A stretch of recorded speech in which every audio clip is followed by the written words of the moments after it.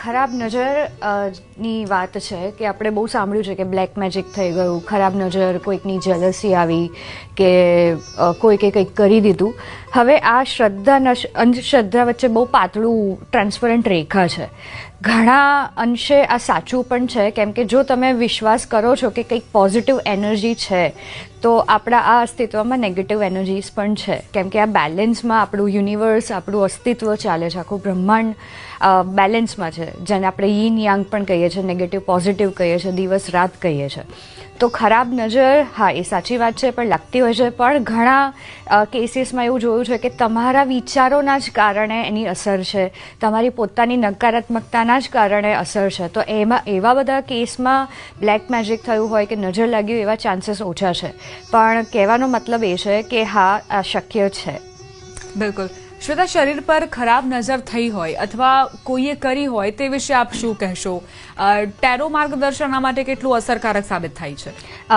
ટેરોમાં ઘણા બધા એવા મારા ક્લાયન્ટ્સ રીડિંગ્સમાં આવતા હોય છે કે એ ચેક કરાવે છે પહેલાં તો કે શું અત્યારે કોઈ સાચે નેગેટિવિટી છે, અને છે તો કેમ છે, કારણ કે બહુ જ બધા રીઝન હોય છે નેગેટિવિટીના. હવે જ્યારે વાત કરીએ કે શરીર પર જ્યારે અસર થતી હોય છે તો ઘણા બધા કેસમાં તમે જોયું હશે કે રિપોર્ટ્સમાં નોર્મલ આવતું હોય પણ તમને અસર દેખાતી હોય. હવે આમાં પણ બે પાસા છે કે એ સાયકોલોજીકલ હોય છે કે આપણું માનસિક, કે જેની અસર વાઇબ્રેશનલી આપણા શરીર પર થાય છે, અને બીજું કે હા એવી કોઈ સાચે જ નેગેટિવિટી છે જેના કારણે તમારા શરીરમાં એ તકલીફ છે. તો આ બંને રીત છે કે જેના કારણે શરીર પર અસર તો થાય છે પણ રિપોર્ટ્સ નોર્મલ આવે છે. તો આ બે વસ્તુ ચેક કરવાથી આપણને ખબર પડે છે કે એક્ઝેક્ટ આનું રીઝન શું છે અને ગાઈડન્સ અને સોલ્યુશન શું થઈ શકે છે. અચ્છા, ઘણી વખત વેપાર ધંધામાં નુકસાની આવતી હોય તેમાં પણ ખરાબ નજર કોઈની હોઈ શકે છે, તો શું ટેરોના માર્ગદર્શનથી ધંધામાં ફરીથી વૃદ્ધિ મેળવી શકે છે? 100%. કારણ કે ટેરોનું કામ શું છે કે ટેરો આપણને એક્સપ્લોર કરીને આપે છે સાચું શું છે, શું પ્રોબ્લેમ છે, એનું શું થઈ શકે છે.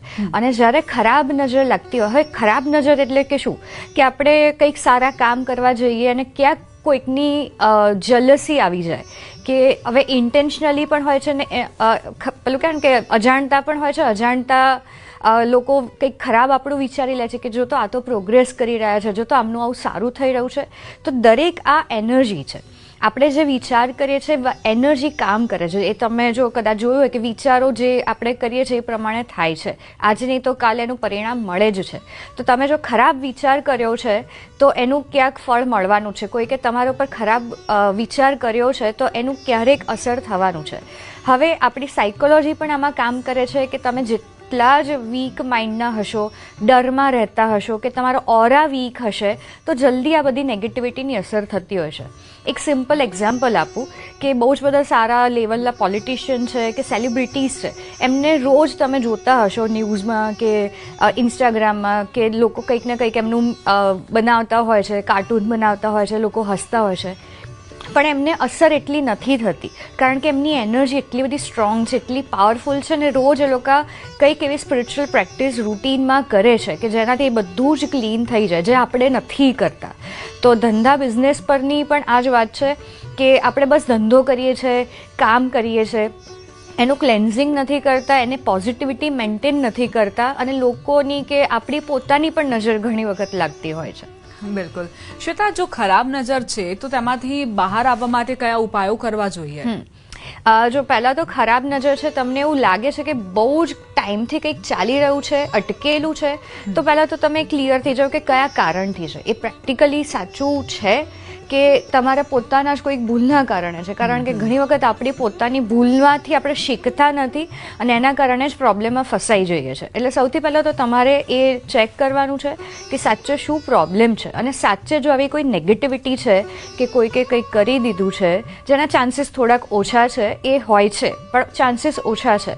પણ નેગેટિવિટી, ઇવી લાઈ જેને આપણે કહેતા હોય છે, અત્યારે તો ટ્રેન્ડ પણ થઈ ગયો છે ઇવી લાઈ પહેરવાનો, એ બધું પણ ચેક કર્યા પછી બેઝિક છે કે રોજ તમારા ઘરમાં મીઠાના પાણીના પોતા કરો, તમારે મીઠાના પાણીથી નહાવાનું છે. આ બહુ જ બેઝિક પણ પાવરફુલ રેમેડીઝ છે જે ઘણી વખત શોઝમાં પણ કહેતી હોઉં છું. બીજું છે કે જ્યારે તમને એવું લાગે કે બહુ જ નેગેટિવિટી ઘરમાં કે તમારા ઓફિસમાં, બિઝનેસમાં છે, તો લીંબુ 1 લો, થોડા રાઈ લો, મીઠું લો અને લાલ મરચાં લો. આનો એન્ટી ક્લોકવાઇઝ ઉતારો 7 વખત કરીને બહાર ફેંકી દેવાનું છે. દર શનિવારે આ કરો, દર મંગળવારે આ કરો. આનાથી ભયંકર સારું રિઝલ્ટ તમને મળશે. સાથે સાથે હનુમાનજી, આજે શનિવાર છે, બહુ જ પાવરફુલ દિવસ છે પ્રોટેક્શનનો, કે તમે પ્રોટેક્ટેડ થઈ શકો છો. હનુમાન ચાલીસા રોજ કરો. અને સૌથી પાવરફુલ છે બજરંગ બાણ, જે હું ઘણા બધાને કહેતી હોઉં છું. રોજ બજરંગ બાણ કરો, સવારે ઉઠતાની સાથે અને રાત્રે સૂતા પહેલાં. આનાથી બહુ જ ફાયદો થશે. કોઈ પણ નકારાત્મકતા હશે એ દૂર થવા લાગશે. અચ્છા શ્વેતા, જો કોઈ વ્યક્તિને એવું લાગતું હોય, એવો આભાસ થતો હોય કે તેને નજર લાગી ગઈ છે, તો એ વ્યક્તિ આ ઉપાય કરે છે તો તેને કેટલા સમય પછી અસરો દેખાય છે? ઘણા લોકોને હું કહેતી હોઉં છું કે જે પણ કંઈ રેમેડીઝ છે કન્ટિન્યુઅસ ફોલો કરો, કારણ કે આ કોઈ પેલું ચમત્કાર કે જાદુ નથી. આનું દરેક જે રેમેડીઝ છે એનું એક સાયન્સ છે, કેમ કે દરેક એક એનર્જીથી કામ કરે છે.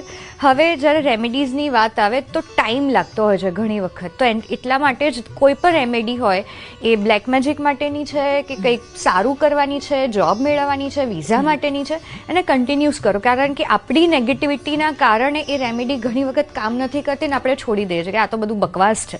પણ એવું ના હોય.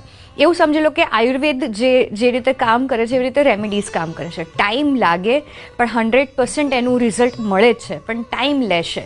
તો કરતા રહેવાથી તમને ધીરે ધીરે ચેન્જીસ દેખાશે થોડા સમયમાં, તો કરતા રહેવું જોઈએ.